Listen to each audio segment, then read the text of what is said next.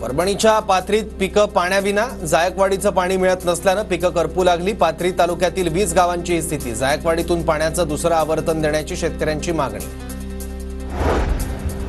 Soybean खरेदीसाठी नाफेड केंद्रांना मुदतवाढ द्या, आमदार रत्नाकर गुट्टे यांची मुख्यमंत्र्यांकडे पत्राद्वारे मागणी। परभणी जिल्ह्यात हजारो शेतकऱ्यांच्या सोयाबीनची खरेदी बाकी।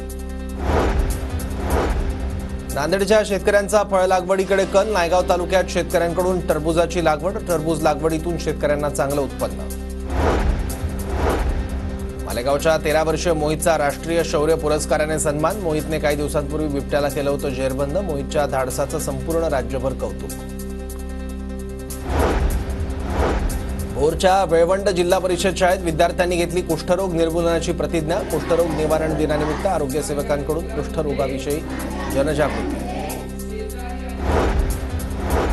मधमाशी पालनात शेतकऱ्यांनी सहभाग वाढवावा। अहिल्यानगर कृषी विभागाकडून शेतकऱ्यांना आवाहन। मधमाशी पालनासाठी शासनाकडून अनुदान आणि 1 लाख रुपयांचं विमा संरक्षण। सांगलीच्या कृष्णा नदीतील दूषित पाण्याचा प्रश्न ऐरणीवर। नदीपात्रात नाल्याचं दूषित पाणी। पालिका आणि प्रदूषण महामंडळाकडून कारवाई होत नसल्याची नाराजी व्यक्त।